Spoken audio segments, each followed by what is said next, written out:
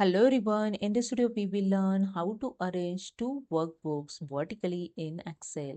So let's start this Excel file with some data, and here the Excel file name is Excel tutorial.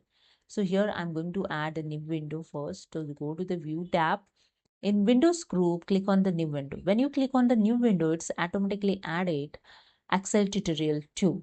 Okay, I click on the new window and here you see the Excel tutorial 2 is added. Now again I go to the view tab. In Windows group, click on the arrange all option, and here the one dialog box is open, arrange window. There are some four options you can arrange your the windows. Okay, so I select here the vertical and click on OK, and that's it. The both Excel file is arranged in vertically. You can see the Excel tutorial 1 and Excel tutorial 2. When you enter the data in one Excel, it's automatically captured in second Excel also.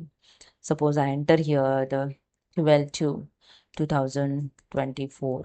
See, in second Excel file also same date it's captured, same as I add here the T.